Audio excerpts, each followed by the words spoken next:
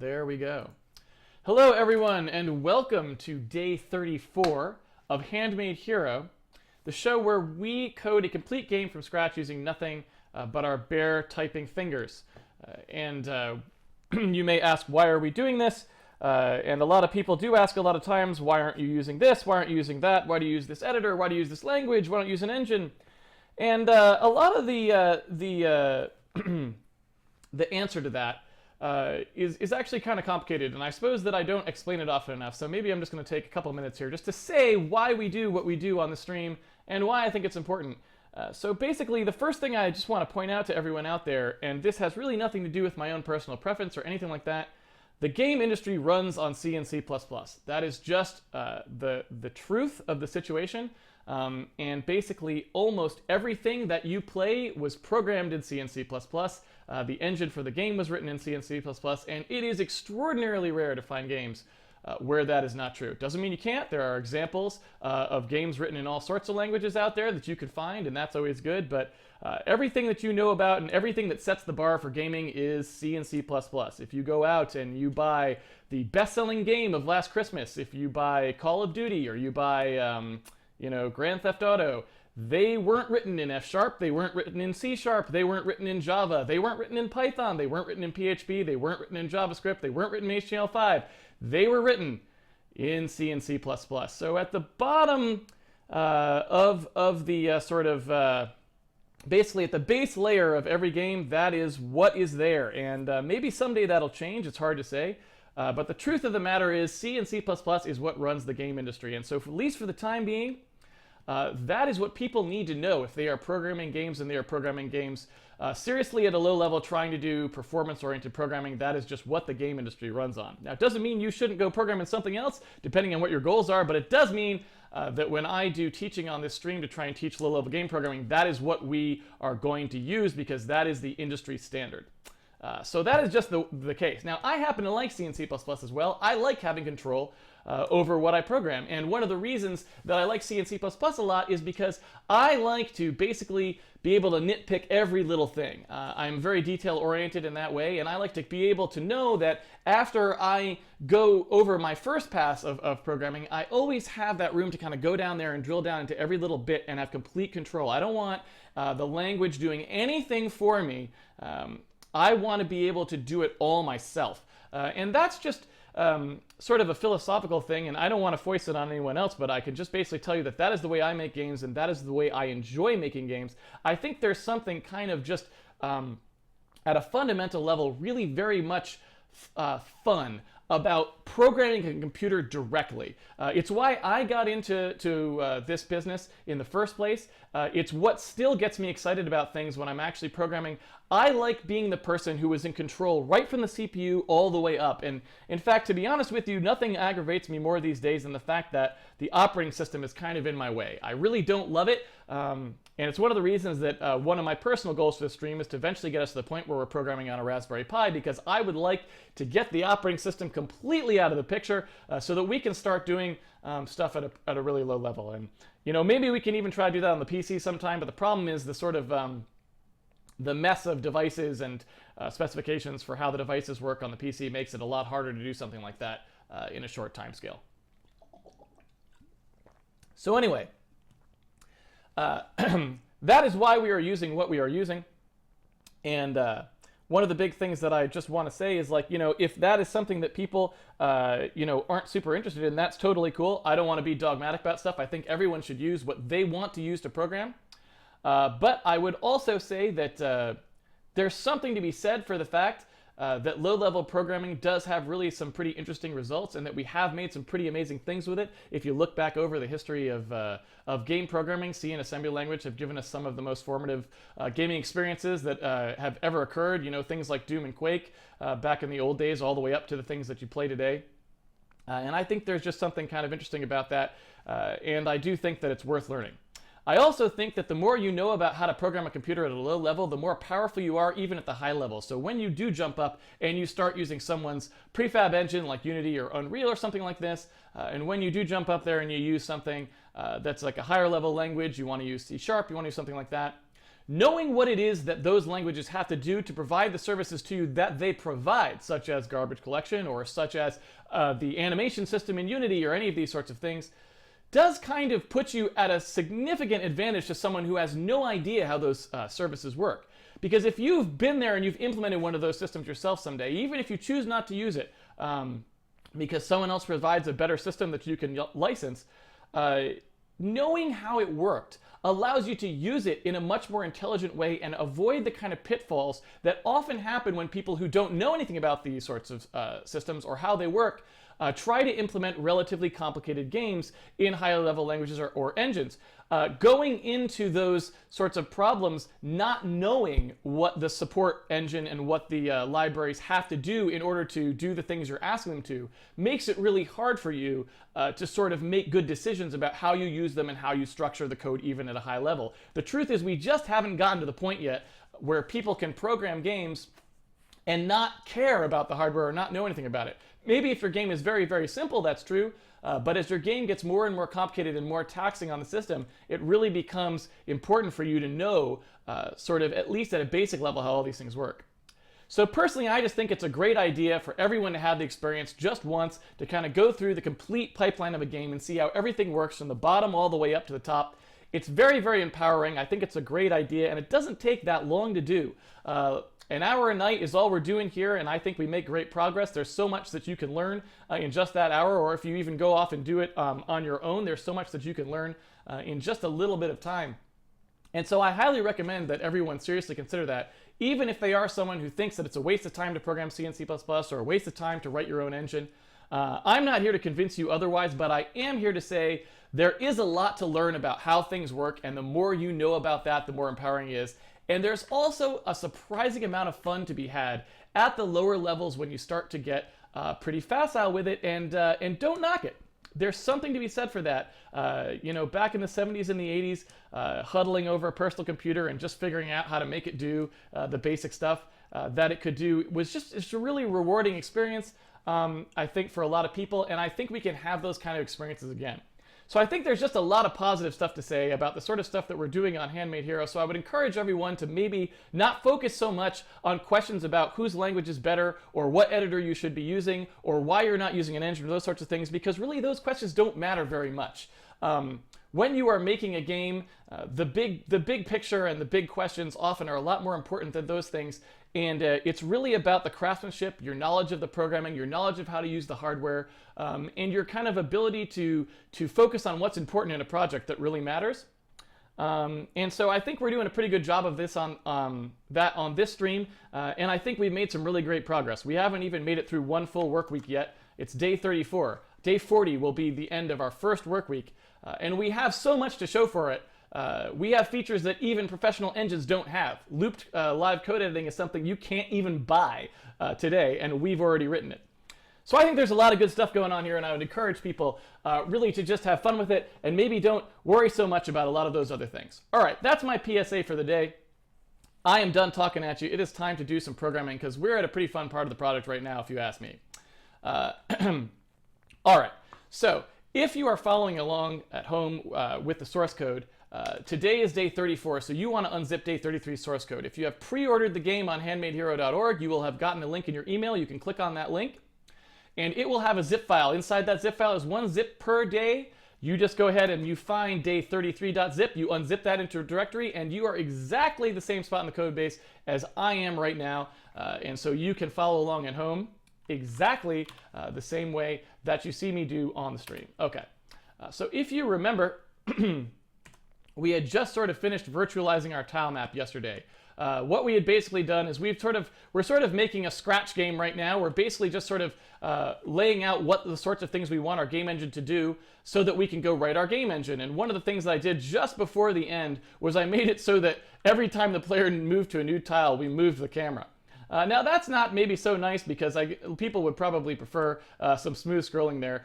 So one thing that might be kind of fun to do would just be to go ahead and add the smooth scrolling. So why don't we just do that for now, because I feel like that's probably a pretty reasonable thing to do. You know what, one thing I haven't checked recently, by the way, I haven't checked to see whether we have any, I wanted to double check.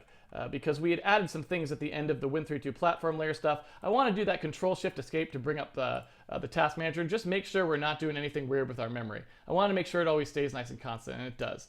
So that's always good. Anyway, we'll be adding a lot of features that allow us to track our debug stuff, probably not too long after we get our renderer chops up a little bit. But anyway, so what I'd like to do is just go ahead and make this smooth scroll. Now, if you remember how this worked, we basically were drawing the tile map. We're drawing the tile map by starting at whatever tile the player is on, and then we're just asking what the tiles are that are around him, and we're drawing them. That's all we're doing. So instead of moving the player sprite like we're doing now, it's all relative, like Einstein said. Really all we have to do is we just have to move the map instead of the player, and then we'd have smooth scrolling, right? That's really all we'd have to do. Right now we're moving the player based on his offset, but all we have to do when we draw, instead of drawing the player sprite offset from the tile, we can just draw all the tiles, offset, and the player stays in the middle, right? Pretty darn simple, but I feel like that would just be a funny thing to do right now. People were asking about smooth scrolling, and I just thought it would be funny if we go ahead and do that for them. So let's just take a look at how simple that would be. Again, we will not really be doing smooth scrolling in the game because I don't super like that feel of a game. I like walking from screen to screen, but I just wanted to make sure everyone would be aware that the engine could support either one, and we're not actually cutting any corners there. It's just something that I don't think is particularly interesting. So in here, we do our drawing with our center X, center Y, right? Basically all of the tiles when we draw them are based off of that center X, center Y. So if we wanted to, we could just go ahead and add the player's offset in here. So right now you can see the player's offset is being used to offset their position, right? Right here. We can just go ahead, if we want to, and make that offset the world's position the opposite direction, right? So instead of adding that in here, I will just subtract it from where we're drawing the tiles, and instead of subtracting this in here, I will add it to where we're drawing the tiles, right? And that would be a pretty straightforward way, I believe, to make that happen. I believe, don't quote me on this, but yeah, so there you go. That's smooth scrolling, right? That's the way you would normally see it in a game where the player was locked in the center and you scrolled around. Obviously, we could put logic in there for the camera about when you would actually do that scrolling if we wanted to make it so that you only scrolled when you hit the end. But these are things, like I said, we're not really doing for this game. So I just wanted to show how simple that was to conceptualize. So at this point, we sort of have to start thinking about some other things here. First of all, we've never really tested out our virtual tile system or any of that stuff. We've never tested a bunch of the things that we implemented yesterday. So one thing that we might want to do is start to think about making like a much bigger world and making some way that we can actually sort of zoom out and see like a large part of the world or something like this. I'm not sure how we want to do that exactly. I'll have to think about it. I also want to take a look at the to-dos in the code base right now just to see what they were, just to see where we're at on the stuff that we have to figure out on the tile system. All right, let's take a look. So we've got player movement code, which we'll be doing a little bit later. We started using the tile-sided meters. That to-do is done. Let's see, we've got to do some work on our floating point math in here. That's going to be a problem. But that's about it for to-dos. Not a lot of to-dos left in our tile map system. So that's pretty cool. We did this switch that we said we were going to do. And so now we can just document this basically. These are fixed point tile locations. The top, let's see, the high bits are the tile chunk index, and the low bits are the tile index in the chunk, right? Just so we know what those are. And then we kind of said, were we going to make these offsets from the center of a tile? I don't know. It kind of feels like we should make them offsets from the center of a tile because then there's really no bias. We don't kind of have this sort of concept of an upper corner or, a left or a right or anything like that. There's just the center is always the center. And it's the same whether you flip upside down or not. It's all the same. In that sense, it seems kind of compelling to make it be the offset of the offsets be from the center of the tile. But at the same time, if the offsets are from the center of the tile, I'm just trying to think about, so then we would just do a rounding operation, I suppose, to figure out which tile we were in. I don't know. It's tough to say. I guess maybe let's try making it from the center of the tile. Let's see what happens and then we'll basically say whether or not we like that one way or the other. So we basically have a tile side in meters. We could change that tile side in meters to basically be a tile radius in meters, if you will, and we could sort of start to think about it as being measured this way. So we basically have a center position, and we've got, you know, a radius out to here, and that radius is the same in all directions. So that would basically be our it would be half what we were doing now. I think we said that tiles were 1.4 meters, and we were basically saying something like, okay, now if we divide that by 2, they'd be 0.7 meters in radius, right? So that was one thing we could do. Someone also suggested that they liked the idea of having of a nice 1 meter, a nice unit measure. One thing we could think about doing is making the tiles be 2 meters long. If the tiles were 2 meters long, the radius would be 1 meter. I don't know if that's a compelling thing. Hard to say. But it is something to think about. So that's another thing we could try. So I don't know. I don't have a strong feeling today. I'm not sure what the best stuff to do is here. So I think maybe I will just go ahead. I will just go ahead and say,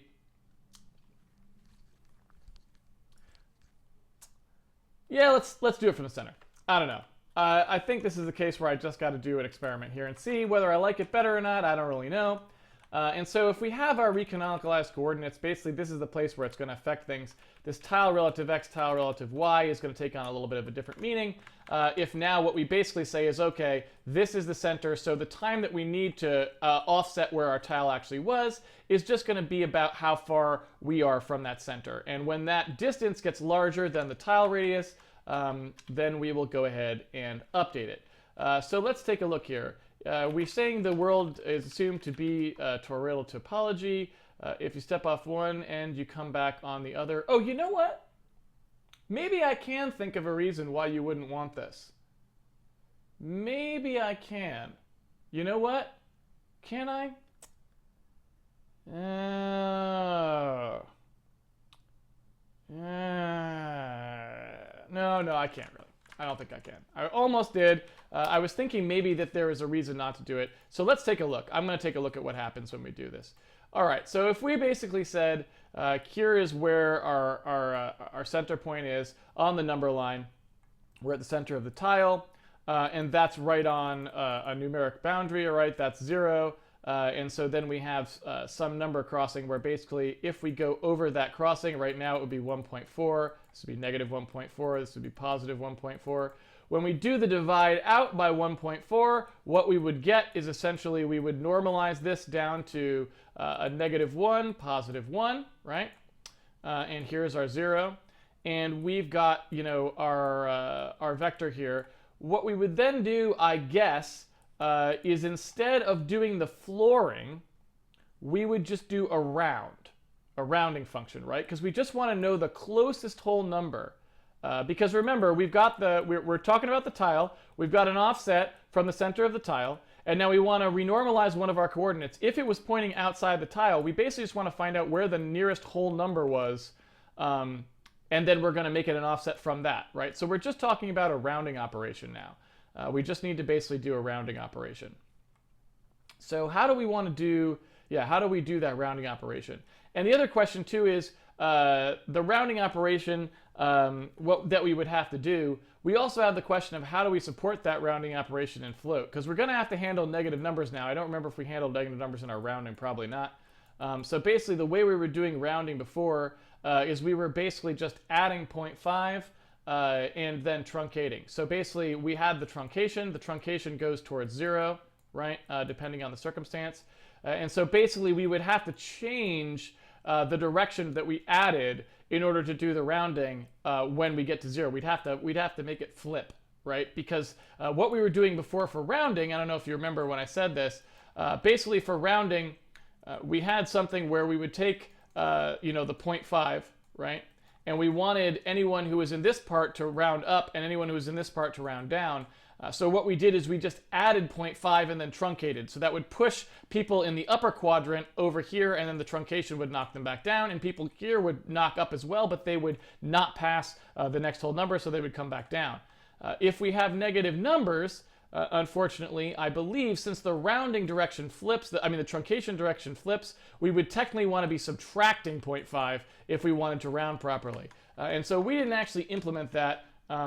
Again, we have not actually written that in our intrinsics, right? All we did was this, which will only work for positive numbers. So we'd basically be in another circumstance where we'd have to lean on math.h. I believe we can use the round function there. Let's see, CRT round, or I should say round f, I believe. I don't actually remember if they actually have one of these. Let's take a look. Let's take a look. Although we could also just keep using floor and do the bias on floor as well. So let's see what we actually have. Yeah, so there is a round f. I don't know why it wasn't getting found. So round f is what we would be doing. And so really, yeah, I think this basically ends up being exactly the same thing. And we're still, this is our intrinsic stuff is basically going to have to re-implement these functions. Now they will actually get we did see that when we turn on intrinsics and FP fast in our build line, I don't know if you remember this from one of the Q&As, if we turn on O2, OI, FP fast, we don't actually call the C runtime library for these, I think, in a lot of circumstances. And so technically, we wouldn't probably have to re-implement these ourselves. The compiler would do them for us, but we might as well learn how to implement them anyway. So eventually we'll get around to that as well. All right. So I believe all we really want to do here is make sure that these things round properly. The truncation's there, sine and cosine. So we are basically calling the C runtime library for these sorts of things, and this will be our to-do to convert these to our own at some point in the future. Okay. What are we complaining about? Oh, we have an extra parentheses. There we go. So if I want to do that, and I don't know if anyone actually uses that right now. Okay, there are some people who use it for the rectangle drawing routine. So I'll double check to make sure that they still work properly, but I believe that they do. Let's go ahead and make sure that there's no weirdness there. Yeah, everything's fine there. So if I want to go ahead and make this change to do it on the center point, basically all I'm going to need to do now is I'm going to have to say, all right, we're going to take whatever that tile relative thing is divided by the tile radius in meters. Let's see here. And so you can kind of see, in some sense, you can kind of see what I'm a little concerned about. In fact, this was the thing that I sort of said in my head, and maybe as I'm starting to implement it, I'm thinking that that maybe I was right to be wary of it. But basically, here's the part that I'm a little concerned about. So the only thing that I'm wondering is if we do it from the center point, so this is the center point of a tile, right? And then I'm dividing by the radius, which is half the length, because this is the point at which it crosses over. Well, no, I guess I can still just divide. No. Okay, I'm thinking about it wrong. I can still divide. I don't need to divide by the radius. I can still divide by the tile size, the tile side in meters, and do the exact same math, because the rounding is the thing that makes the change, right? Round real 32 to int 32 is what will make the change for me, because basically what will happen is if I go half the distance, which is the radius, the rounding will push me to the next center point. So I really don't need to think about the radius at all. I can really just use the tile side in meters again. It's really just a question of how I do the snapping. That's kind of nice how that worked out. I don't know if you guys saw that. Hopefully that makes sense. But basically, I was thinking I was going to have to do something different with like the fact that you only go halfway and then you have to go a full one to get to the next one. But the rounding basically, I think, takes care of that. So I think if we do that rounding, I think we're all good. Can't think of any particular reason why anything else changes here. Does anything else change? Pretty much just our assertions change. We basically have to make sure that we're bounded on either side by the radius now, which is this way, like that. But I think that might be all that changes. I don't know. So I'm gonna say that. So I think that just works. Does it just work? So I just divide by the tile side in meters. Around, that gives me my offset. I do the offset on there. I subtract however many I went, which seems totally fine. Yeah, I don't know. Gosh, that seems a lot too simple, doesn't it, people? I'm a little nervous about the fact that I'm forgetting something or missing something, but that seems pretty simple. So if that was the entirety of the change, then really I think the only difference here would be how we draw the offset of the guy in terms of the fact that now that it's from the center instead of from, it's instead of from, excuse me, yeah, it's the center instead of from the corner. So let's take a look at how we were drawing this here.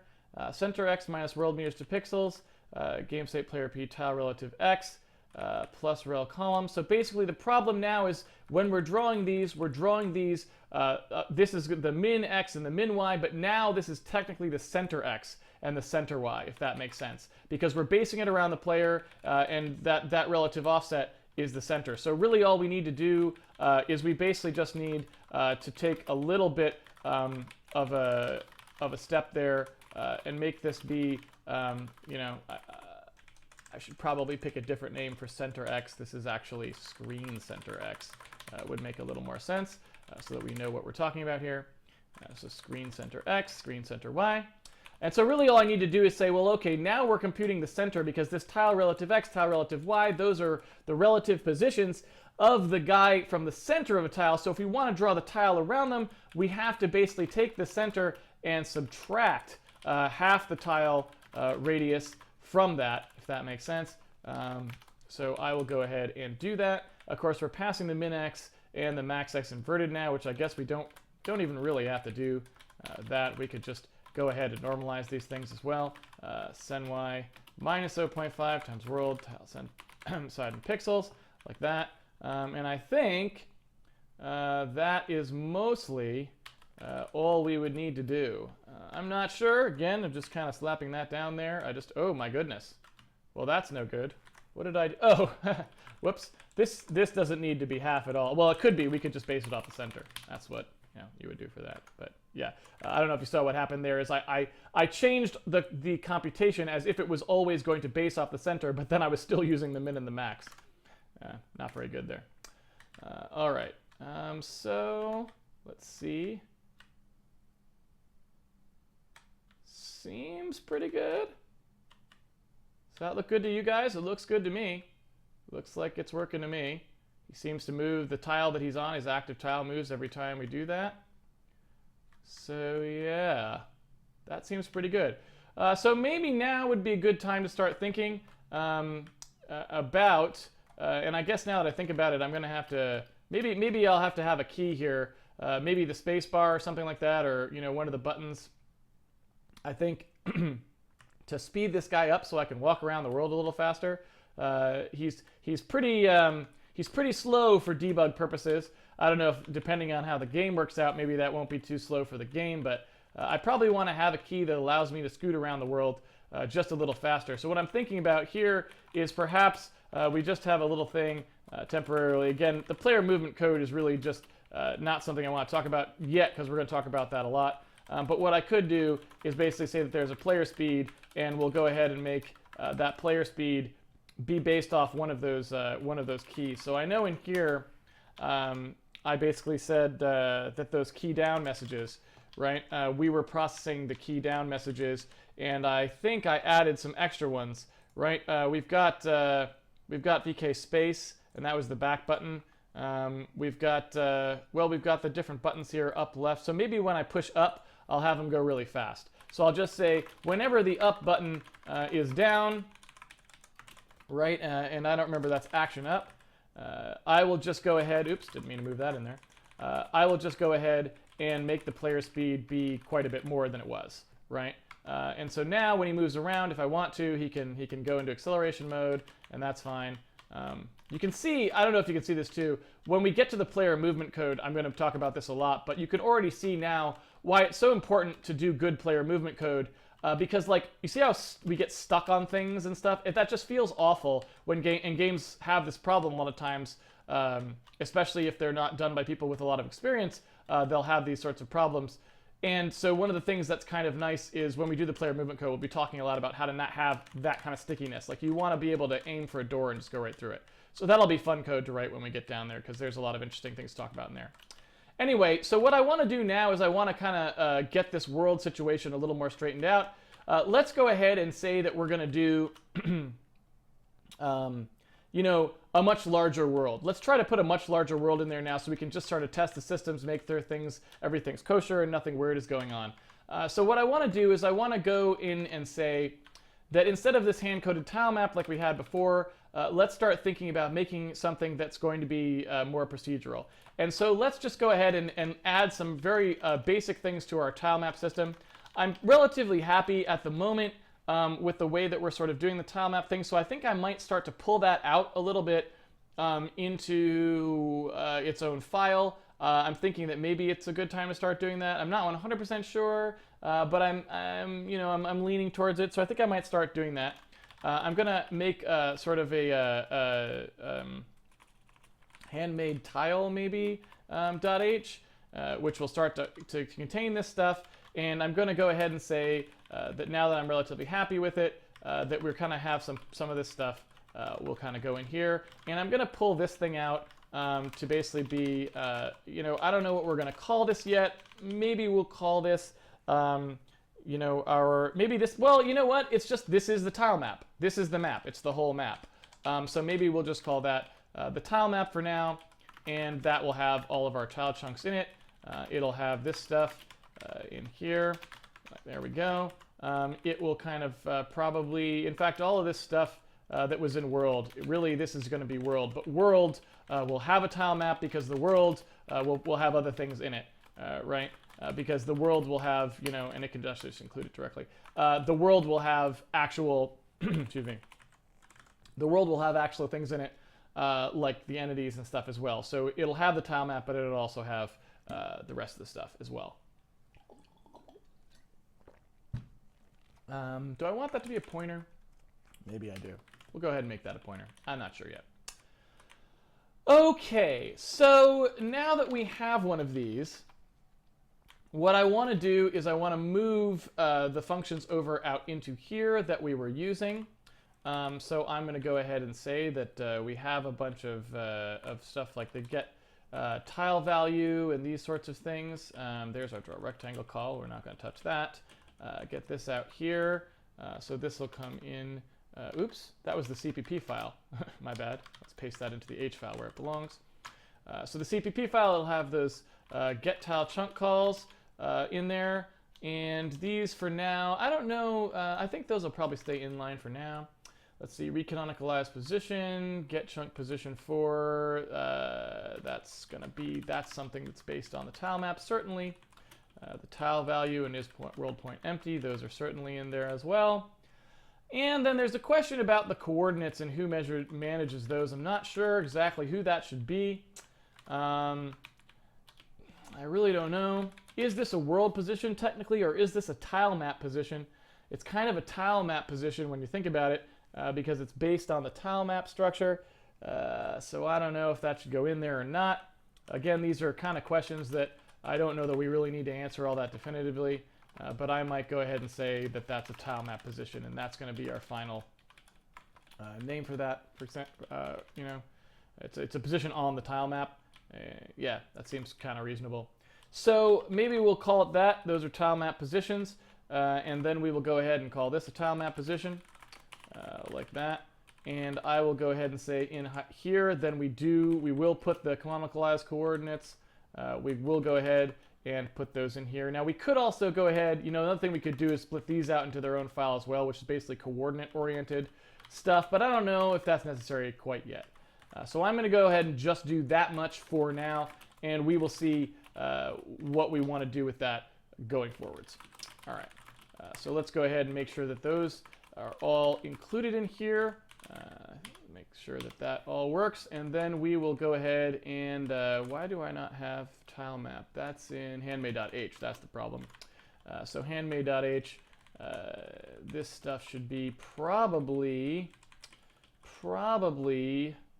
how I want to do this. See, handmade.h has these things, so I probably want one more h file.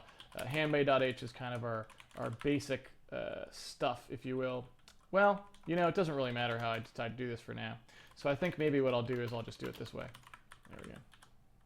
We can deal with that a little later on.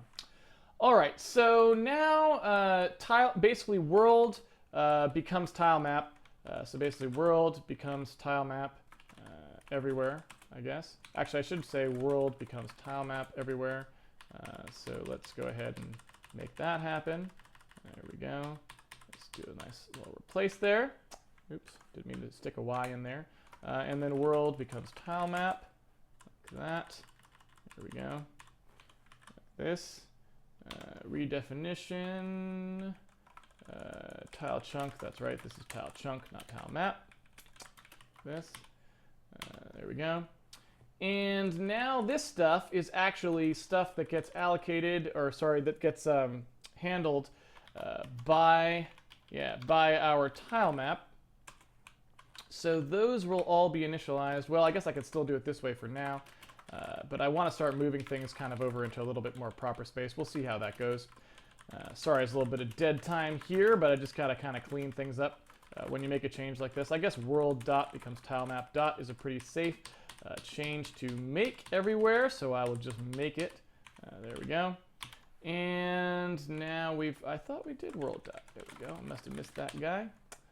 World position becomes tile map position as well. There we go. Doot, doot, doot.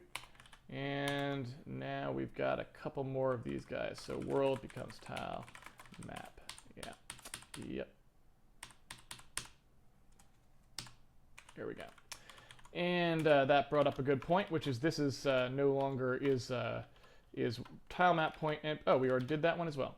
All right, good. So that should hopefully leave us exactly where we were, and it did. So what I want to do now is I essentially want to have a way to start writing to this tile map. What I want to be able to do is basically set the tile type of any place in the world. I don't care if it's particularly slow. I just want to be able to start writing to the tile map, right? So what I want to do is I want to do something that just starts making maps, basically. I don't know exactly how we want to do this. It's kind of a good question, and I'm not sure. But basically what I guess I would say is at startup now, when we kind of come in here, instead of having this thing, I don't really want to do this thing at all. We kind of had our 17 by 9 idea of how big a screen was. So I'm just going to vaporize this. Goodbye. And then what I'm going to do is I'm going to say, okay, in our is initialized, when we are not initialized, we are going to go ahead and do a little world construction.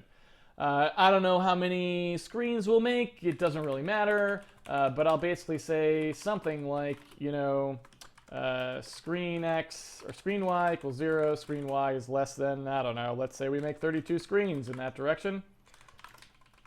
And 32 screens in X as well. I don't know why not. But basically what we're going to do here is we're just going to generate whatever random stuff we want to generate. So we'll go ahead in there, and then I'll say tile X equals 0, tile X is less than whatever we said that tile thing was. I think we said it was 17. In fact, I'll go ahead and basically make some kind of define for this here, which is that you know, screen width is going to be 17, or tiles per width is 17, and tiles per height is 9, because I think that's what we said. So we'll say tiles per width, and we will go ahead and do those, and we'll also go ahead and do unit 32, tile Y equals tile Y less than tiles per height. So I'm just going to spam down some tiles here so that we can make a world. And actually, I guess at the outset, I might as well just spam zeros everywhere, because why not? So let's just go ahead and say set tile value, and we'll pass the tile map, which we haven't decided how we're going to get yet, and we'll pass the abs tile X, abs tile Y, and we'll say that we're going to set it to 0, which means that there's nothing in there. Now the abs tile X and the abs tile Y, abs tile X is just going to be equal to the screen X times however many there were per width, right? Plus whatever we're actually on for a tile, right? That's it. That's all we're doing here. right? So that's the absolute tile index. And then we're just going to go ahead and write some logic in here to actually make something. But at the moment, we can skip that. So we're going to do this. We'll spam that in there. That'll be nice. But we do have a problem, which is we don't really know where to get our tile map from. And so we are actually going to go ahead and get our tile map from our game state now. So we'll get rid of, well, you know what? We'll have the world, I guess. Or do we really need the world? Do we need the game state? I don't know if we should have a secondary structure for it. What the heck? Let's go ahead and do that. We'll just have a pointer to a world. We'll have the tile map for that world. And we will have, well, I guess that's all we really need for now. So we will basically say that we have a world, which we will create here. So game state world equals some magic function that we're about to write, which gives us a world. We will then say that our world is that. And we will use that world. So our world tile map, we will set the value.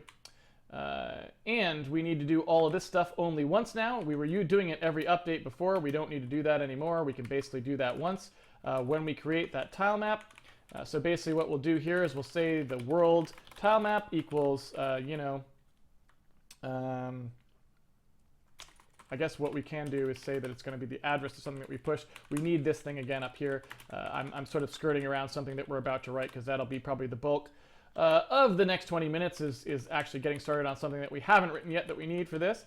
But anyway, we'll then go ahead and write into this tile map. Well, I guess I can quickly just do a thing which says tile map dot equals tile map arrow. That will go ahead and take care of all of these guys. Oops, didn't mean to do that. And then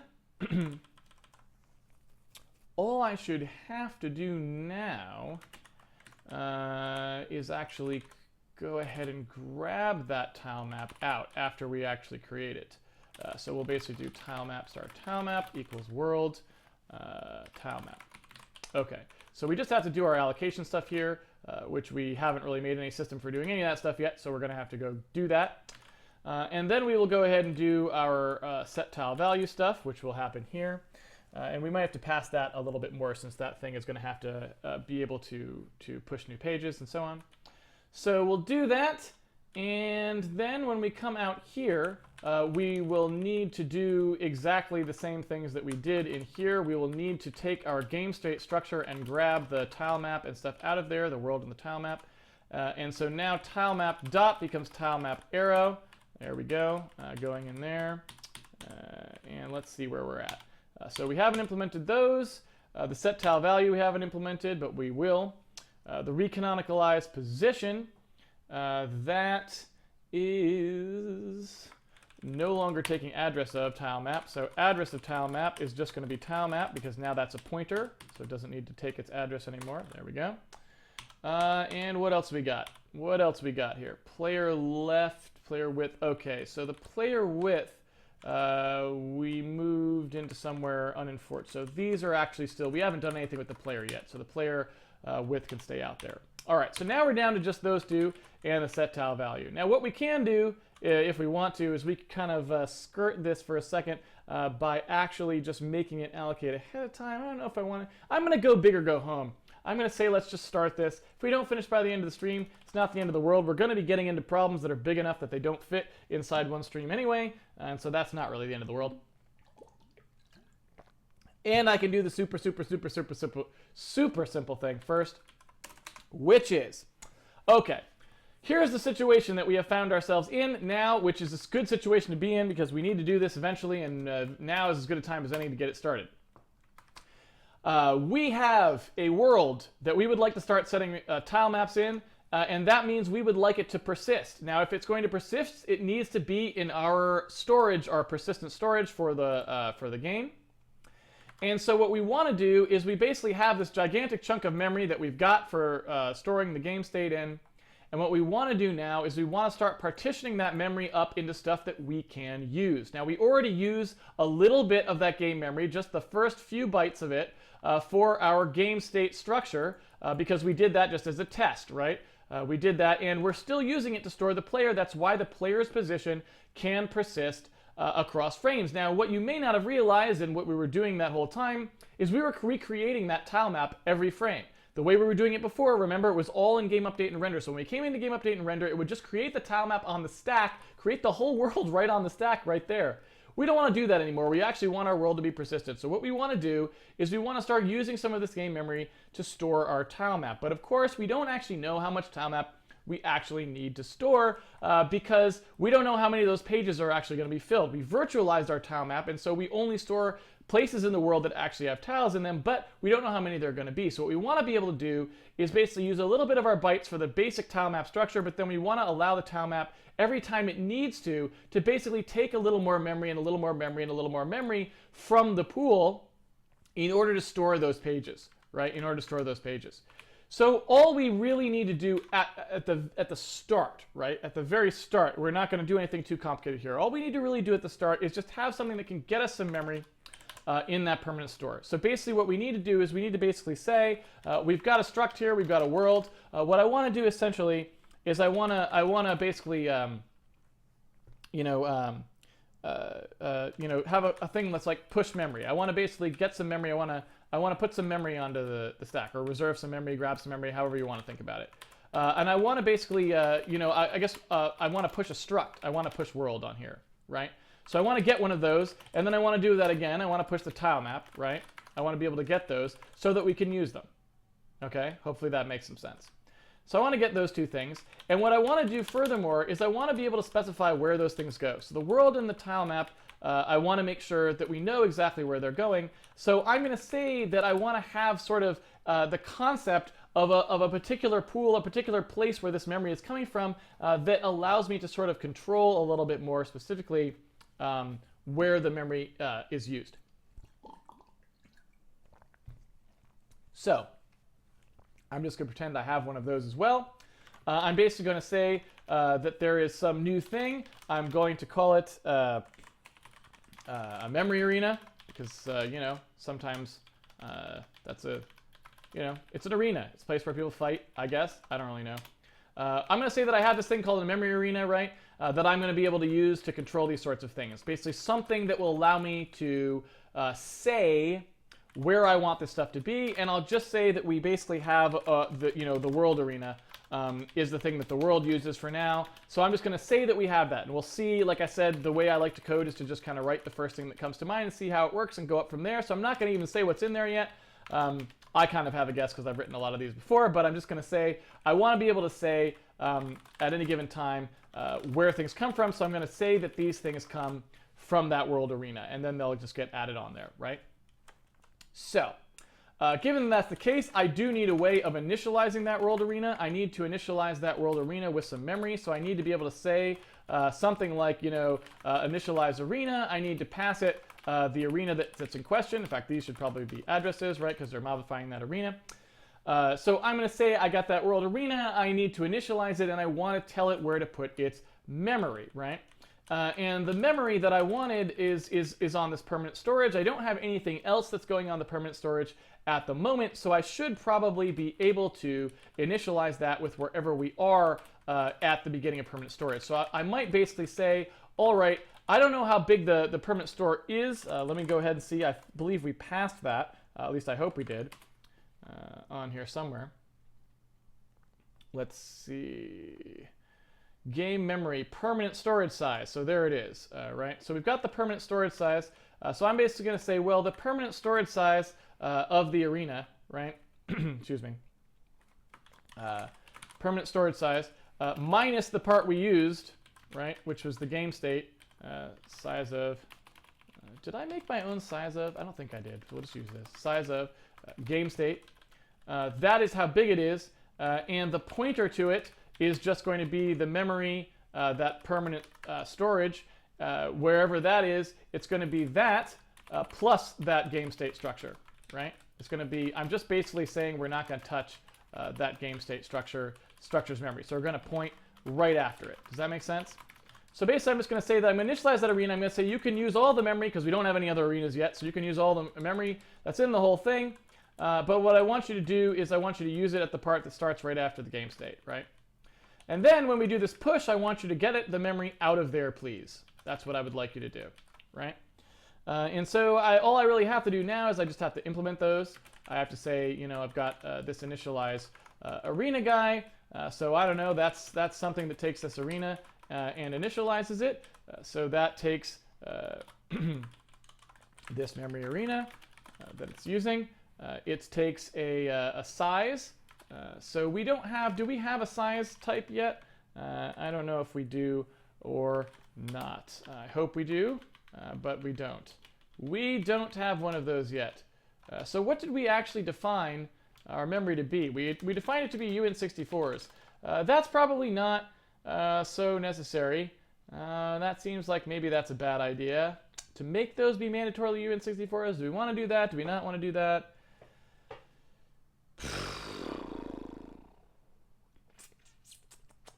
I'm a little torn. A little bit torn there. Just a bit. Just a teens. I want to know whether we should basically say that this is 64-bit and 64-bit and 32-bit and 32-bit. It seems like we probably should. You know, basically what I'm saying is, should we have something that's essentially a size T type? A type that, like the one that C defines, which is basically going to be the size that's necessary for a memory to record however big memory could potentially be. I don't actually know which one of those I actually want to do. I don't know that I really need to deal with that right now because I don't know that we're ever going to store anything that's above 4 gigabytes inside one arena. So many choices. Let's go ahead and say that we do have that. Let's say that we do have a size T, and that size T type, I don't know what I don't really have a good name for that one. So we could just call it size T or something like this. We could call it, you know, a memory index, something like that.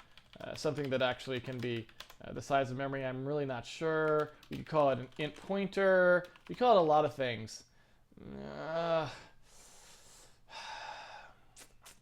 I do things a little bit differently in my own code, and I'm trying to think about what's the best thing to do for the circumstances that we're in here. And I'm thinking, yeah, that I just kind of want something like memory index or something like that.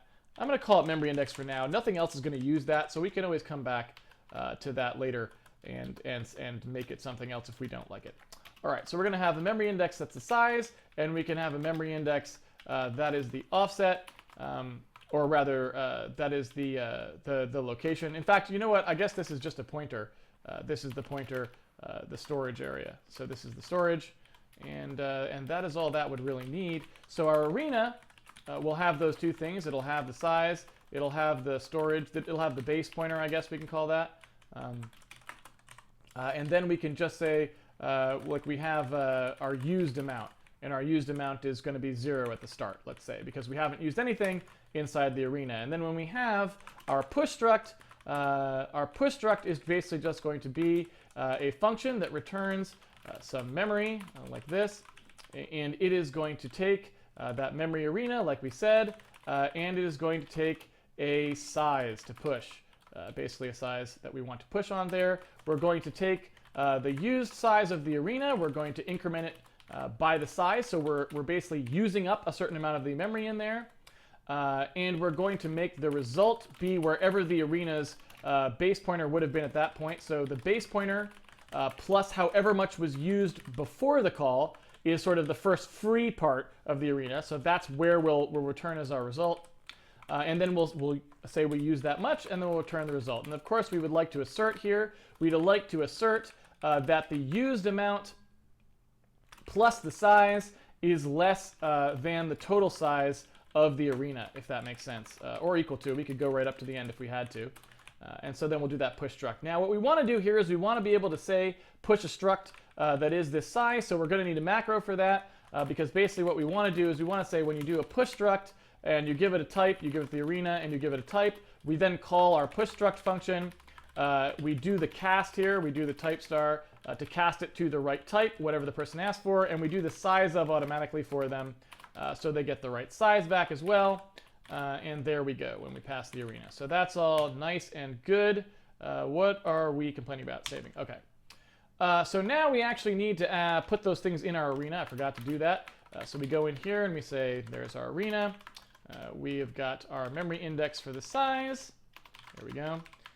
we've got our memory index, or sorry, our unit 8 star for the base, and then we have our memory index for the used portion. There we go. And let's see, what did I do? Oops. Well, no, what was the, what are we complaining about? No, it takes memory arena. Did I typo that or something somewhere? I did. That's supposed to be memory index, not memory arena. So all we have to do now is implement that set tile value. That's going to be over in our tile file. So we have to go ahead and implement that.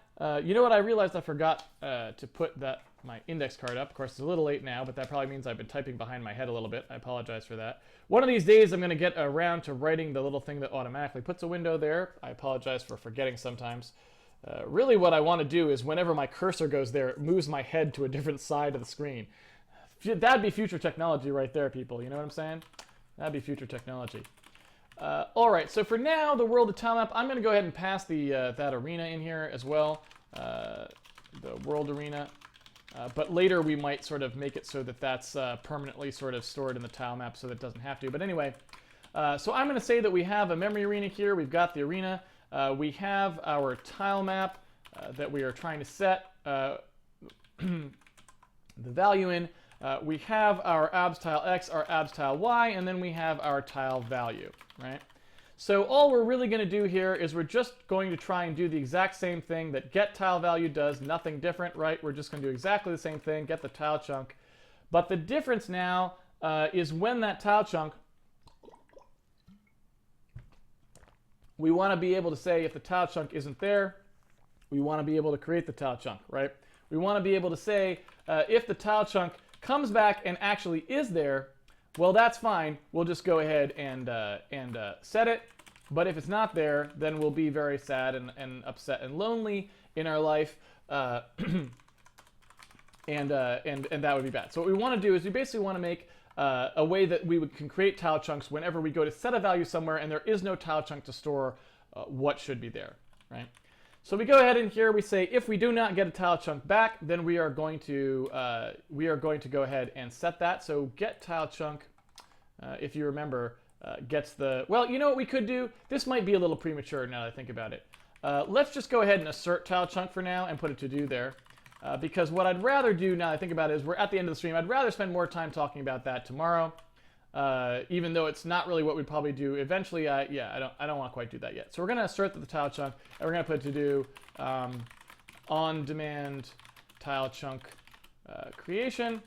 But really, we're just going to take the tile chunk here, and then we're going to do that set. We're going to do like a set tile value. So we're going to do the exact thing here. We're going to basically mirror the get tile value in almost exactly the way that it works. But instead we're going to call set tile value, and then back up at the top where we've got our get tile value call, which retrieves the tile value, we're just going to do the exact same thing where we do the inverse operation. Instead of retrieving the value, we change the value. So here, yeah,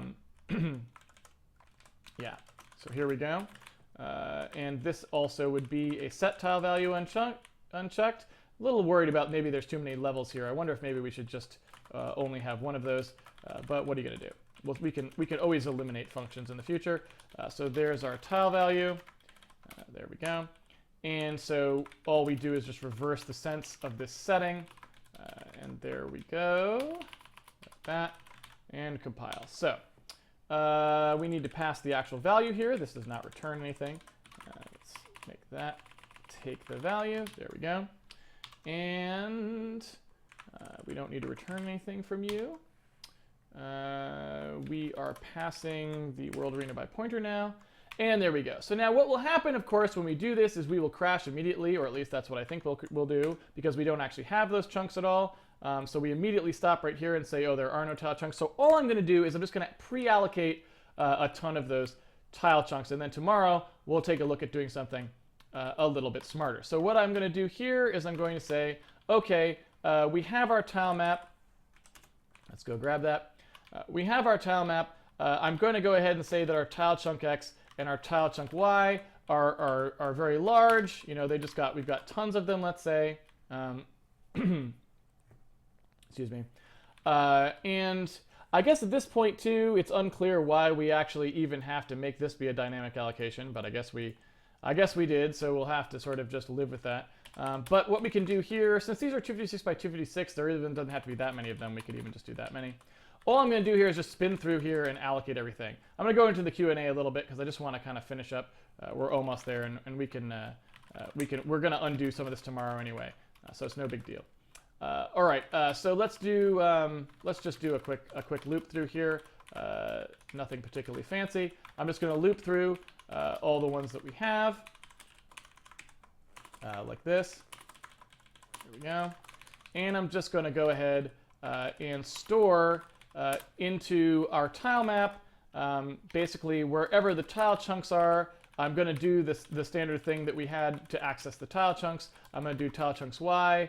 I'm sorry, tile chunk count x times the y plus the x, and I'm going to go ahead and do a push struct there to push one of the tile chunks, so that we basically have a tile chunk in all of the locations that we wanted to. I don't know why I'm going by the wrong stride there. Always go by y first and then x. So yeah, so we'll go ahead and push those on there.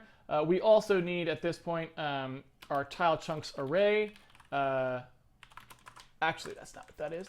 It's supposed to be the actual tiles that we want to do here. Yeah, so there we go. We want to go ahead and, yeah, so you know what? I might just stop here. I might stop here just because I also got to talk about push array. Do I want to go about 5 or 10 minutes longer? Let's keep going. Let's keep going. Sometimes you just got to keep going. All right, so I also want to do my, I want to do another one of these guys here, basically so that I can push things onto my arena. I want to do the ability here to push an array of things. You know what, this isn't push struct really, this is just push size, which is all it is. So all I have to do here if I want to do an array of things, let's say I want to push an array of things, I just have to introduce a count parameter, right? And then multiply the size that I was allocating by that count. And then you can do the same thing for a push array. So all I wanted to do here is I wanted to basically allocate this tile array. So I wanted to allocate UN32s, and I have to allocate however many there are in each one of these things, which is chunk dim, right? So I need chunk dim times chunk dim squared. It's because it's, you know, it's a what I think we said it was a 256 by 256 array for each of the chunks. So I need to basically go in there and create that array. And similarly, inside the tile map itself, I also have to go into those tile chunks, and I need to push an array there of tile chunks. And the number of tile chunks that I have, right, is going to basically be, and I need to pass that world arena there, game state world arena. Should probably pull that into a variable. There we go. So I'm going to basically take that that tile chunk array that used to be a static thing. I'm going to allocate that as well. And I'm just going to say, well, we know how many we have. We have the tile chunk count x times the tile chunk count y. That's how many there are total. And so that's all we need for that. And so that, I think, should allocate all of the tile map stuff for us. I kind of slammed that in there really quickly, and I apologize for that, but we're kind of running out of time at the stream, so we'll have to go into a little more detail there eventually, probably tomorrow, or in the Q&A. You never know. Depends how the Q&A is. What are we complaining about here? What are we complaining about? Why are we complaining? Why are we being a grumpy little monkey? I don't even know why these are int 32s, to be honest with you. No operator found. Tile chunks. So tile chunks, this is the wrong thing. It's actually .tiles. There we go. So I don't know if this will work at all. Probably not. Yeah, didn't think so. What are we complaining about here? The size of this thing. How big is the size of this thing? Let's take a look. Okay. Use plus size less than equal. What is arena size? The size is, oh, so we actually did use all of that. I allocated a few too many of those, it looks like. That's a good reason to make those a little bit smaller. We'll have to think a little bit more about that in the future. A lot of things to think about here. Okay. So of course this should actually always be finding a tile chunk, I feel like. So I'm not sure why that didn't find a tile chunk. I got to make sure that I did everything right here. Let's take a look. So the tile chunks, again, sorry for just saying this in there. Sometimes I get carried away. I promise I will talk a lot more in depth about this very quickly, but sometimes I get on a little bit of a tear, and I just, I kind of had to go. I kind of had to go for it, and so yeah, what can you do? So when I make the tile chunks here, I'm pushing this array. Let's go ahead and stop in here. Let's Win32 handmade, no handmade SOP. There we go. All right, so we come in here. We go ahead, we initialize our arena, and our arena has nothing in it. Again, all our arena is basically, all I'm doing here is I'm just saying, all right, I want a struct that basically tracks where I am in my memory storage, and every time that I want to allocate something, I'm just going to put it wherever I was and move this thing down one. That's all I'm doing, right? It's really trivial for now. That's the only thing it's doing. So memory allocation is just plus. That's our entire memory allocation scheme. Is we just stick something wherever our current top is, and we just move it down by however much we pushed, right? So that's all I'm doing here. So I create one of those, right? Here's my my game state. I create one of these world arenas. I say that it's got all the permanent store in it, minus the part that we use for our game state itself. I give it the base pointer, and then there's nothing used in it. I then go ahead and push a world struct on there. Oh, and you know what I actually forgot to do? I forgot to clear these guys as well. So I wanna go ahead and do a big old to do here. To do Casey important. Just leave that. Clear to 0 option. We need to do that as well. All right. So anyway, sorry, I forgot to talk about that a little bit. Anyway, we go in here, we create that, we push a struct on. So now we've basically, in our memory stack, we've pushed the world right onto the top of the stack. In fact, I'll draw it explicitly. We come in here, the game state is here, right? Game state is here. Our arena is pointing here. We push the world onto there, right? So the world's on there now. And now we've got a world, right? But our world isn't cleared to 0, which I said I want it to be. Oh, you know what? It is, though, because our whole memory is cleared to 0. I remembered we spec'd that. So no, we don't actually need to do that. That's okay. I take it all back. I take it back, people. We do clear it all to 0. So that's fine. All right, so we come in here, we get down here, we get our world should be cleared to 0, it is. We then go ahead and push our tile map on there. We get our tile map has nothing initialized, and that's fine. So we have to go ahead and initialize it. We set the chunk shift, we set the mask, we set the dimension, and then we go ahead and create our tile chunks. Oh, that's fantastic. Well, that's our problem right there. We haven't initialized those yet. Where did that go, people? Well done, Casey. Move that up there. All right. So we go ahead and set that. Then we allocate. So let's go ahead here. Let's do. There we go.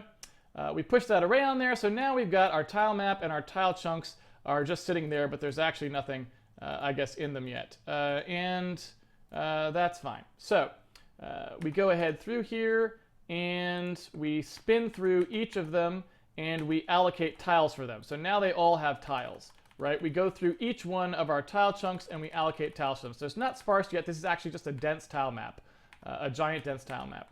And so then we go ahead and initialize the rest of the tile map parameters, and then we start setting tile map parameters per screen here. So we go into that set tile value, and then let's see. Well, I guess now it works because I actually allocated the thing right. So that's fine.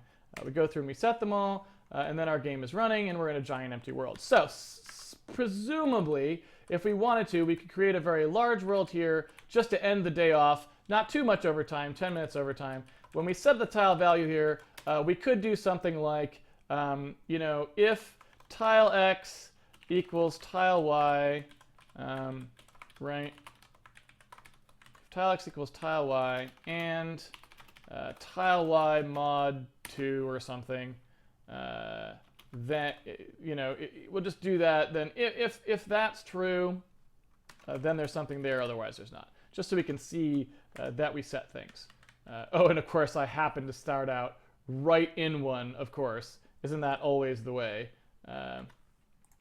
Let's go ahead and change our starting parameter here. I don't remember where the dude actually starts out. I think he starts out on 3, 3. So let's just make him start out at 1, 3. All right. So there we go. Now we've got some. Now we've got like. I don't really want to call this a world. It's not a particularly compelling world. That's true. But at least some things are set, and that's always good, I suppose. For lack of a better thing. All right. So there we go with that. And I feel like we should have been setting more screens. This is supposed to be tiles per height here. So that's a bug as well. I feel like we should have set more screens worth of that. There we go. So there's our other things. So we now kind of have a relatively big world that we can play in, which is always fun. But I kind of spammed a lot of stuff out there, so I apologize for that. That's one of those habits that I probably should break on the stream. You don't want to just go, code wild. I tried to explain everything while I was doing it, but I realized I probably introduced too many concepts there. So anyway, we're in pretty good shape here. We've got all that stuff working. Let me just briefly re-say what it is that I did. So previously we were creating everything on the stack, just in here in game update and render. And what I wanted to do is I wanted to move it all to the memory, the actual permanent memory storage, right? So I did that. The way I did that is I made a really simple thing that's basically, it's a memory allocator. It's just a very simple one. And the way the memory allocator works is it starts out with all the memory and it points to the bottom of it. And then as soon as you allocate something, it just uses whatever the next chunk of memory is and moves down to the bottom. You can't even ever free anything in this scheme, right? It just keeps using memory. So I basically then just converted everything that we were declaring on the stack. I converted it to using the push array or push struct, which basically just pushes a size onto that memory chunk. I went in and I pre-allocated everything because I didn't want to get too far down the rabbit hole. But basically what we're going to do tomorrow is we'll actually make some real screens here. So we'll actually make some logic that draws some screens with doors and stuff so that we can actually start testing that a little bit. But what I want to do and what I wanted to get to, so hopefully we'll get to it tomorrow, is this set tile value that will basically go ahead and allocate as necessary the tile chunks. Now one thing that's also true is we're using 256 by 256 tile chunks at the moment, but I do wonder, and also I suppose we should set this chunk dim value. We can set this off of the chunk shift as well, right? We could just do that because that's going to be 256, right? Does that make sense? So anyway, if we run this, we've got our thing. I wonder too if we could quickly test how our chunked system is working exactly by going ahead and going in here and saying, okay, what if we were to make really small chunks, right? And I don't know what would happen if we did really small chunks. So we do really small chunks and then we beef this number up a bit, right? I don't know if that's a good idea or not. Yeah, I feel like the problem is I have to make it big enough now after I make that so that these will be, there's so few of them now that I have to make sure that we get enough of them. I didn't actually bother to compute how many it would be. Can we do this many? I don't know how many we can do. Yeah, and of course we can't do too many for the arena size. Should probably think about how big that arena size has to be. So now our chunks are actually much smaller, right? Our chunks are now only 4 by 4, I believe. Did I say? Oh no, we set the shift, so they're 16 by 16 chunks, right?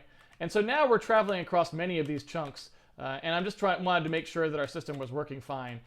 So basically, we can change sort of that page granularity to be whatever we want it to be, and that's kind of nice. So that's a good thing. And here we are running all around our world. Very exciting. All right. So, yeah, sorry to spam all that at you, but I really didn't do very much. All I did was just move things over to that permanent memory store. We haven't actually talked about how we're storing any of these things yet. We literally are just doing exactly all the same things that we were doing before, just now we're doing them in a way that's actually proper and permanently stored, so it persists from frame to frame. And if we were to change it on any given frame, that would work. So yeah, so tomorrow we will do our sparse storage, which will be fine. And I think that we didn't actually put, did we actually put a to do in there for that? On-demand child chunk creations, that's good. That'll be our primary to-dos for tomorrow, but that's about it. All right, so we can still get in 15 minutes of Q&A. That's not too bad here on day 34. So I will go ahead and start the Q&A. Sorry for taking up a little bit of that time, and I hope that that made some sense what I was doing there at the end. I just wanted to kind of get us back to a running state. I like ending the day on a running state. So sometimes I go a little bit too far and I have to quickly do some stuff. So I apologize for that. Anyway, if you could, please keep the questions to stuff we did on the stream today or on a previous day. That would be very helpful to stay on topic. And please make sure you put Q: in front of your questions so that I see them.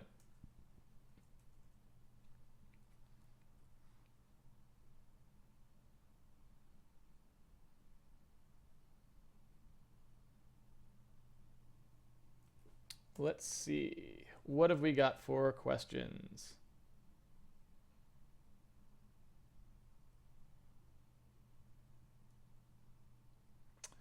Questions.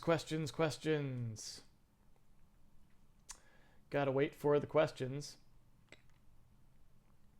Of course, you guys don't hear this till after I have said it quite some time ago.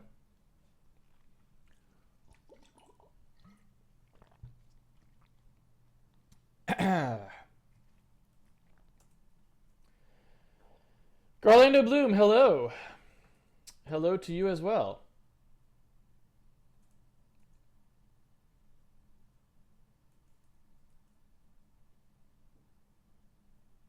Can you explain the motivation behind controlling the page granularity? Yes. So let's talk about this a little bit, because this will be good setup for what we need to do tomorrow. Okay. So basically what we want to do, if you think about it, is we have to store a world that has potentially very large dimensions, is what I would like to be able to do. Because I don't know how big we want to make our game exactly, but you know, it might be pretty big. So basically we have a possible size of 4 billion by 4 billion tiles. Okay? That is far too many tiles that we could possibly ever hope to store, obviously. 4 billion times 4 billion is more than any machine's memory has. I mean, maybe, you know, the NSA or somebody has something like that. But 4 billion times 4 billion is way too big of a memory for any computer that anyone's going to run the game on. So we certainly can't just allocate an array of 4 billion by 4 billion tiles, because no matter how big the tiles were, even if the tiles were 1 bit per tile, it still would be too big. So what we need to do instead is we need to say, all right, obviously we can't make a world quite that big unless it was entirely procedural and couldn't be modified, so that when you walked to a world location, you really just got a generated world right there, and you couldn't modify it. You wouldn't ever modify it or save it or anything out, because, you know, eventually that would run out of space. So if that's the case, then what we're saying is there's some subset here, right, where the actual world exists. So there's some subset where there actually are tiles. And, you know, I don't know, you can imagine like a little thing, you know, that kind of, all these like are tiles that are filled in or whatever, right? And maybe they're kind of eccentric, so they don't densely cluster always. Like there are dense clusters of them, like maybe there's a lot of them right here, but there's like winding bits that kind of wind around and whatever. And so now what we have to do is figure out how to store this. So what we want to do is we want to have a way of storing it such that we can kind of isolate the regions, right, where there actually is something going on, and kind of box that out and store it, but then not ever store anything out in all these other regions, right? And so we haven't actually talked about how we're going to do that yet. We have to start doing that, and that'll be maybe what we start talking about tomorrow after we finish our on-demand allocation stuff. That's what maybe we'll talk about. But basically, what we already have to think about, and what we already wrote, is the concept that we need some way of creating small tile sets. You know, and in this case, like I think I left it set at, you know, 16 by 16. 16 by 16 tile sets that exist somewhere in the world that we can basically use as our tile storage, and wherever there's tiles, we'll store those 16 by 16s around where that is, and when there aren't, we won't. Now the question that the person was asking is, how do you come up with this? Why are we storing them this way? You know, how come we're storing them in chunks? The reason for that is because basically what we're going to have, no matter what, is we're going to have some kind of an indexing scheme that allows us to get at the tiles that are actually stored, right? We're going to have a tile index. You know, we've got a tile index that's over here, and we want to ask the question, is there anything stored there? Now, if we were to actually store the tiles themselves in that table, the table would be too big in order to be, the table itself, if we wanted to make it efficient, whatever the indexing scheme is we use for those tiles is going to incur way too much overhead because there are so many tiles that are filled. We don't want to store sort of this infrastructure for querying them directly, because the infrastructure itself that we will build for the sparse stuff would be too heavyweight in and of itself. So what we'd rather do is have an infrastructure that just deals with some aggregate amount of tiles, such as 16 by 16, 64 by 64, let's say, something like that we have to pick, so that the infrastructure can deal with far less of these, right? Because let's say we do 64 by, let's say what, okay, to put this in a little more explicit terms, let's say that the infrastructure has a certain cost to storing how it's indexing these sparse tiles, right? If I have to do 64 times 64, let's say, right? That's 4,096 tiles in a page, right?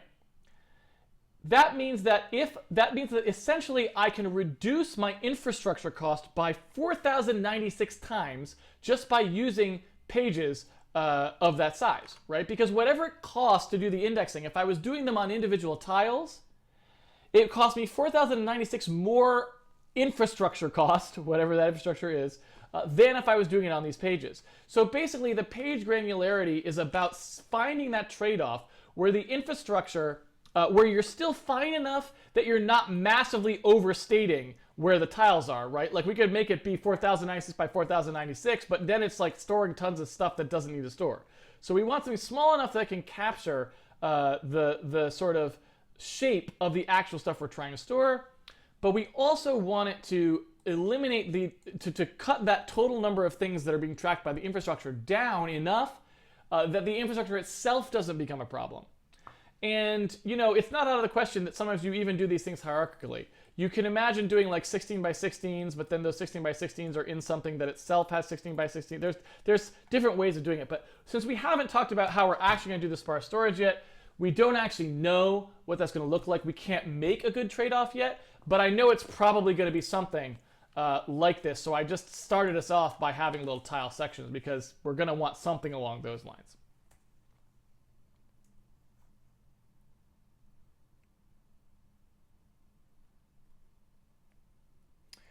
Chrono Dragon, I'm a little confused about the purpose of the memory arena. Would it be accurate to say it's for more temporary objects than we're storing in the game state directly? No.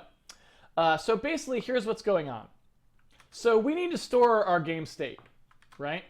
And we need to store the whole game state, right? We need it to be persistent. We may even need to save it to disk in the case where the person stops playing for a while and wants to come back to it.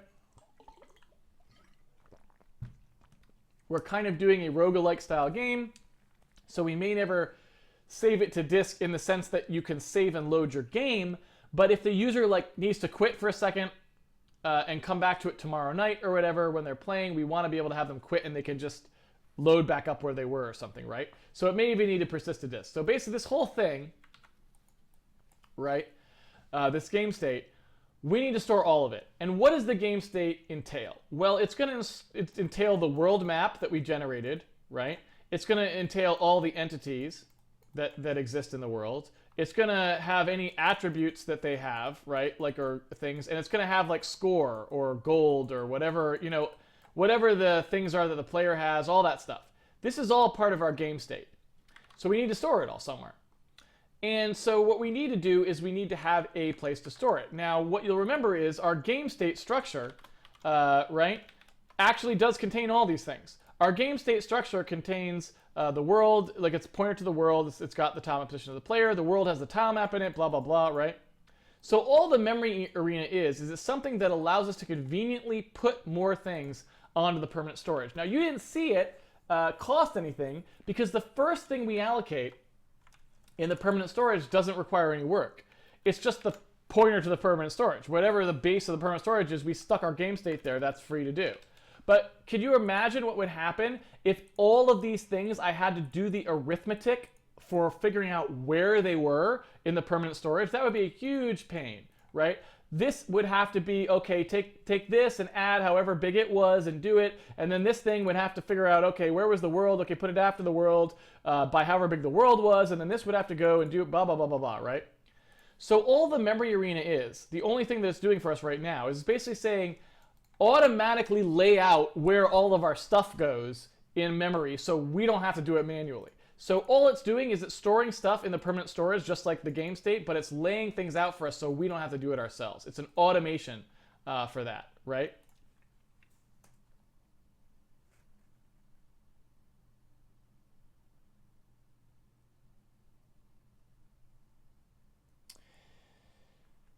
Let's see. Why not have smooth scrolling and have the world generation add edges where scrolling stops, acting as rooms or local tile maps? Yeah, so that is essentially what we will be doing. It's just I don't like smooth scrolling. So we won't really have any rooms that are bigger than can fit on the screen. Does that make sense? So that is what we'll be doing. We'll have the world generation generate rooms, that, kind of have a certain layout to them, right? Like this sort of thing. And then the camera will just always be looking at one of them. And when you walk off of one of them, the camera will switch to be looking at a different one. That's what we're going to do, right? Yeah.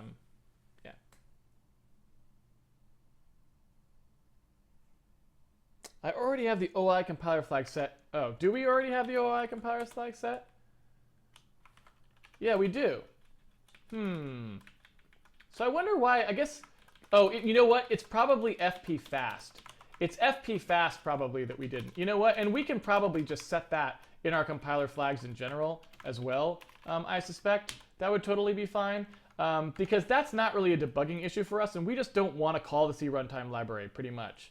So let's take a look at what that does. Assuming that we have FP fast set, I feel like then when we are in the tile, so let's see, round real 32 to int 32, or is it uint 32, I think, that we actually used. But either or, let's go into the disassembly here and just see if it did the right thing.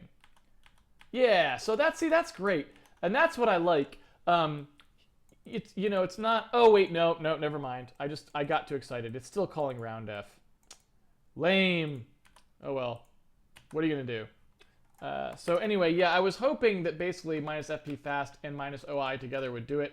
But maybe you actually, I guess, do you have to specify minus O2 to get it to do? Let's see.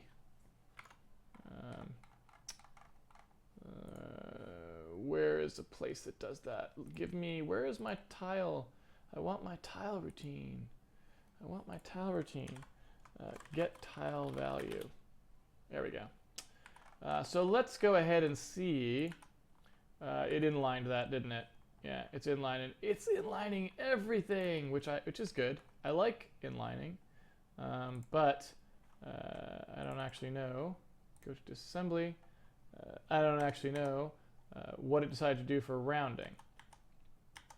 Let's take a look here. Did it ever call roundf? Get tile chunk and get tile value. I'm not seeing a call to it. So that's, although it doesn't actually, never mind. It doesn't actually need to do that for recanonicalized coordinates. That's going to be in the other one. We only ever call that. Back here. So if you wanted to see whether it ever calls roundf, we've got to look in here, right there, right? Basically, right? We got to look at what it does when it recanonicalizes. So let's take a look and see. Recanonicalized position is going to go ahead and do null ps, shuff ps. Why is it, what's it shuffling out? I guess I shouldn't be looking at this now. This is not really what we should be doing. No, so it still calls roundf. So that's lame. I wish it wouldn't do that, is I guess what I would say. But I guess we'll have to basically, like I said, we'll have to write that ourselves. What are you going to do? What are you going to do? If the compiler wants to call roundef, it's going to call roundef.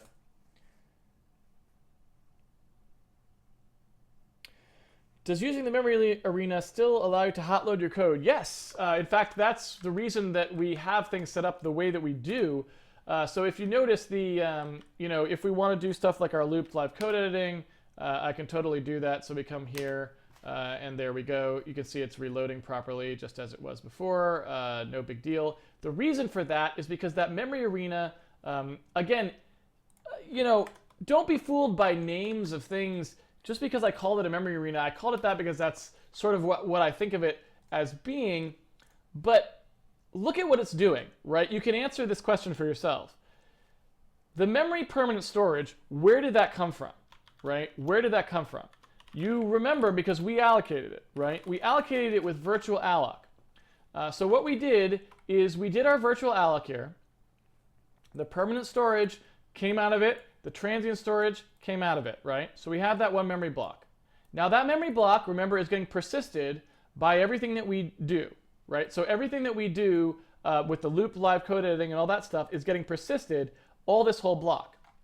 Now, permanent storage is the memory that we have here. The arena only uses that memory in permanent storage. It's only just, all it's doing is giving you back things that are inside the permanent storage. It never calls an allocation function or anything. So basically what happens there is all of the stuff that goes through the arena is always going to be persistable because it's always going into that one memory block, right? And so that's an easy way to think of it. Is like basically everything's going in there. So there's no issue with persistence with that.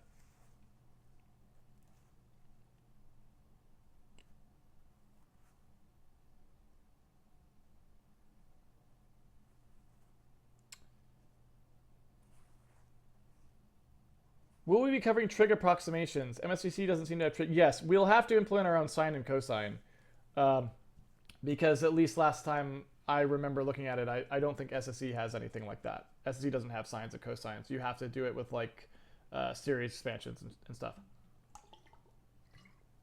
So we'll be doing those.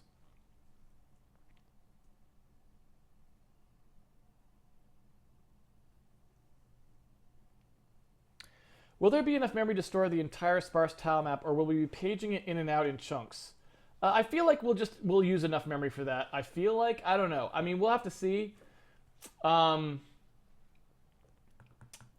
These are the kind of questions I can't answer off the bat because we haven't even really made the game yet. And once we make the game, we'll have a feel for how big we want the world to be. And if it turns out that answer is that sometimes you want to set it to be huge, maybe we page things in and out. It's not impossible. Paging in and out would certainly work fine. So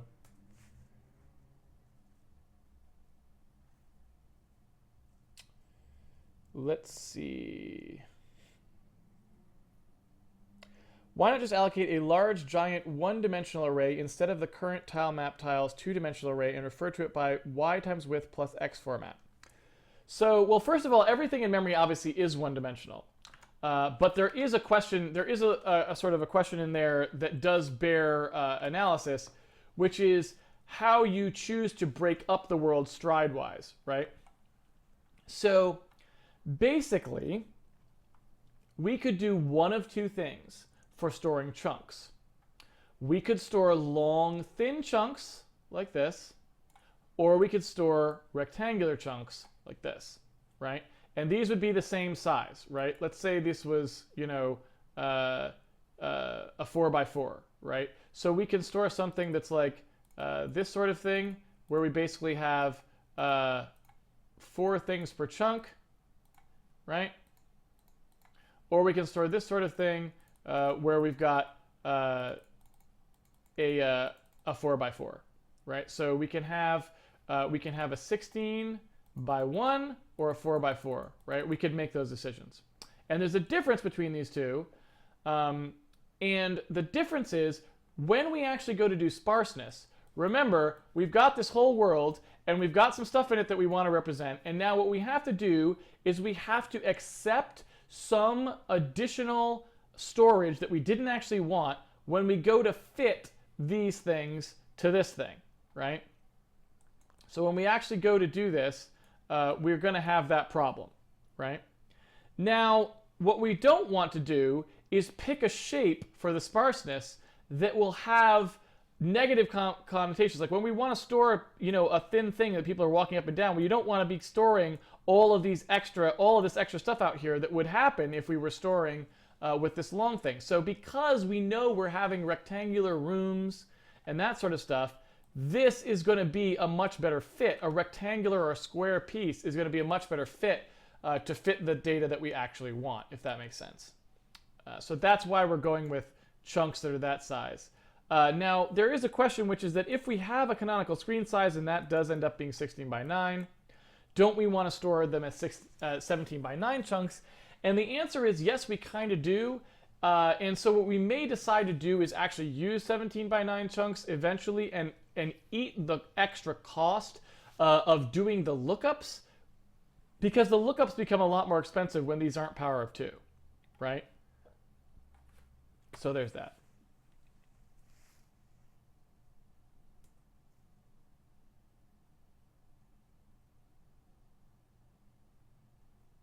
You're using a lot of pointers here.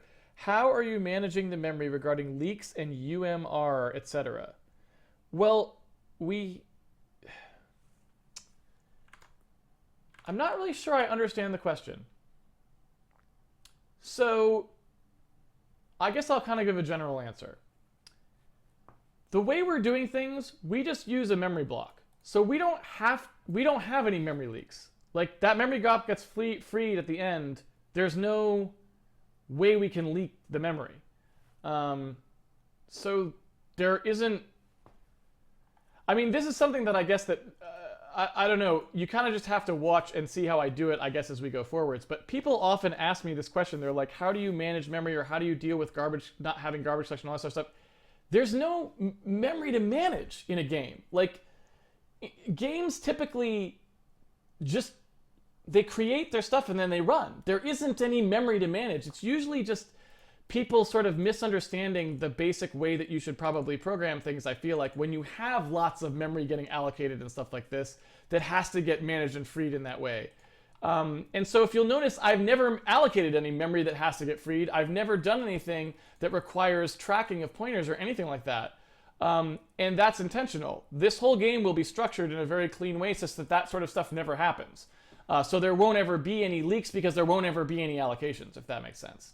When we create the world will get created as one in this block, and when you close that down and go to a new one, it'll just jettison the entire block as a whole and start a new block, right? So you never have to worry about freeing forests of things, which is where you need garbage collection and stuff to help you if you are getting confused or whatever. You just don't ever do those things. And so, yeah, this is why a lot of times I guess people find it weird, but I don't think about memory management. Memory management isn't an issue. How much memory I'm using is always an issue. But that's because I always try to think about keeping things constrained. Like, I always try to think about, let's keep everything inside like 64 megs or something like that. And that's always something that you have to work on and think about, because using how much memory you actually need is a problem. But freeing it and managing ownership and that sort of stuff is just, you should never even think about that or even have to think about that. If you're thinking about that, you probably did something wrong in your architecture and you should rethink it, if that makes sense.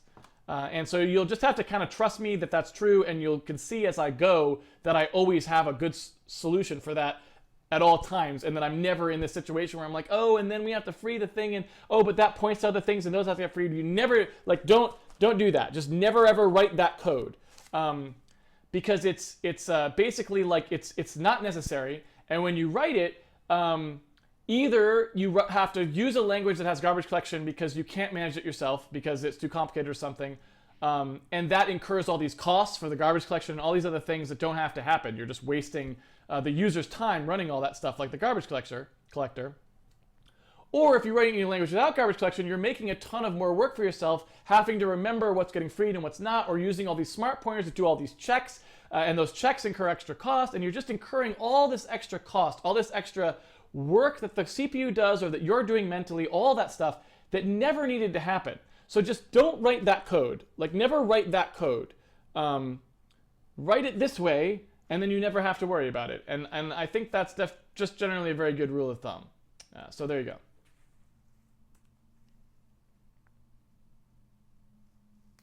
Will memory arena be aligning the assigned memory depending on the size of the first element of the struct? Well, eventually when we care about alignment, actually we will probably be passing an alignment to the arena.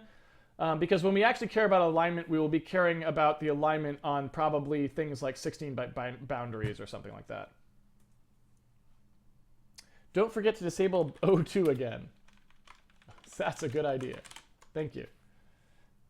Thank you, NXSY. Let's see. x86 ISA has signed cos. So it doesn't, unfortunately. So basically, I mean, it does, but we're in x64, and you have to use the FPU to do sine cos, so you really don't want to go that route. In x64, you really don't want to call sine cos. You want to do the other way, if that makes sense. Like, because x86 had the x87 FPU, which had sin cos, but you never want to use that anymore because it's way slower than the SSE registers and the SSE path, SSE2 path. So we're always going to be on the SSE2 path, if that makes sense.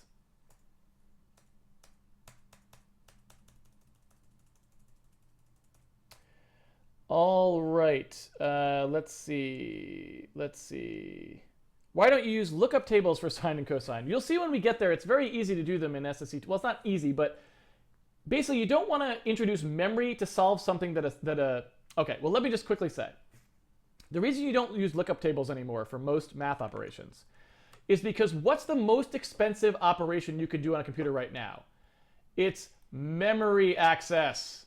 Memory access is like oftentimes 100 times slower. Oftentimes 100 times slower than just doing an operation. So if you can do 100 operations to do your sine, it's probably faster than polluting the cache with a sine cosine table that will now slow down memory access overall, because that's another thing that causes cache to be evicted and can miss and so on. So lookup tables, unless the thing is crazy expensive, I mean, it better be so expensive to compute. It better be thousands of instructions or something to compute. Do not do lookup tables for operations that aren't very, very expensive. And sine and cosine aren't that expensive. So you probably don't want to use lookup tables anymore. I'm not a hardcore optimization guy, so I don't want to say definitively never use a lookup table for sine and cosine. That's not my place to say. I don't have that kind of authority on those sorts of matters, certainly.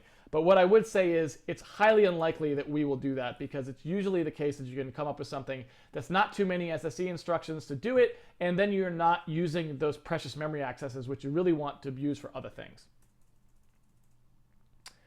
Let's see. D. Dangster, regarding what you said about memory management, how can you say you don't need to free up memory when you start spawning infinite numbers of enemies? Well, you'll just have to see what we do when we start spawning enemies. I don't want to give away the surprise. Why would you keep coming back to the Twitch stream? I guess I can give you a little hint, which is that you can't have an infinite number of enemies. There isn't enough memory to store an infinite number of enemies. So I'm pretty sure you only have a limited number of enemies. And if you only have a limited number of enemies, well, you should have a pretty easy way of spawning new ones when old ones go away. Let's see. Enemy mouse. Is memory access slower than mod? Yes, I mean, memory access is slower than everything.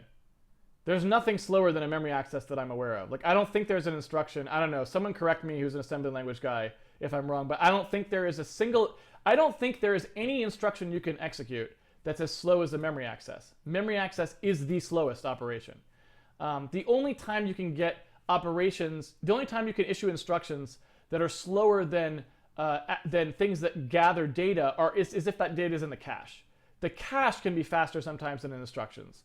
But memory, no. If you're actually going to main memory, I don't think there's a single instruction that you can execute no matter what random instruction it was, but especially not SSE2. SSE instructions tend to be 2 clocks. And I think memory accesses can often be like 200 clocks. So I literally think this 100x is not off base. Like I think you're talking about like 2 orders of magnitude, 2 decimal orders of magnitude between the average SSE instruction and go into memory.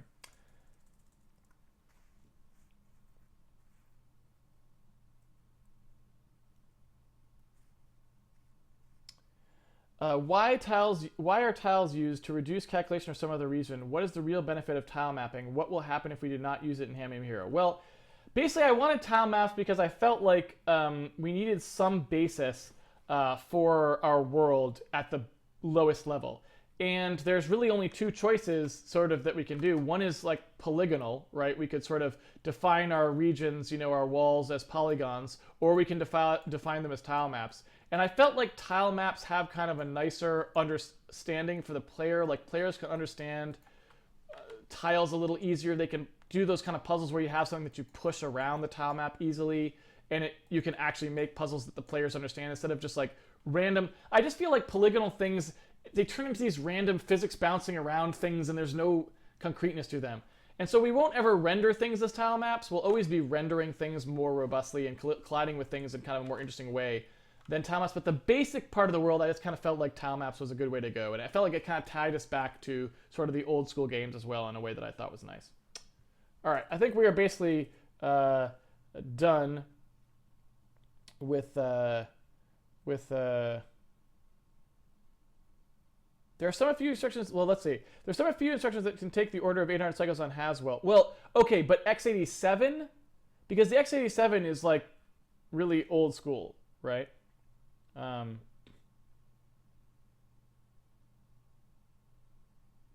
600 cycles. Like, what FPU instructions are we talking about?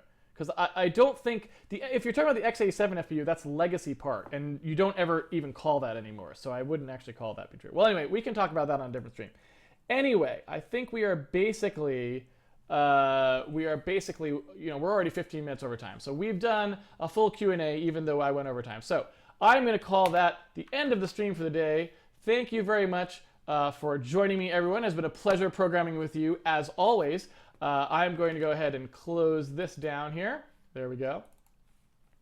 If you would like to follow along at home, you can pre-order the game at handmadehero.org, and you will get your own copy of the source code, which you can download every night. I upload it after I finish programming every day. So you can go ahead and follow along at home. It's kind of cool way to be able to do that. And that will also come with the art assets that we use during development as well. And of course it comes with a copy of the game at the end, which should be pretty awesome as well. So definitely check that out if you're interested. And the other thing is we have a Patreon. If you want to support the video series, you can subscribe to our Patreon as well. Now, if you're trying to learn from the series, that news and forums button I just clicked on is a great place to go to. It has all sorts of stuff for you. It has a code discussion forum you can ask questions on. It's got coding resources, so if you want to look at people have done ports to Mac and Linux and so on, so if you're looking to run it on other platforms, that's a great resource for you. And an episode guide you can use to catch up. It's also got the schedule for the week that I post every Monday. So if you are trying to follow the series closely, that is a great place to go. So thank you everyone for joining me. Tomorrow we will be right back here at 10 a.m. Not too long from now, just 12 short hours from now.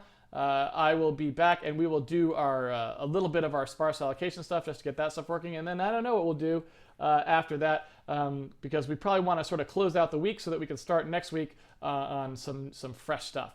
But anyway, so please join me tomorrow at 10 a.m. Pacific Standard Time. It would be great to see you here tomorrow on Twitch for more Handmade Hero. Thanks, everyone. Have a good one.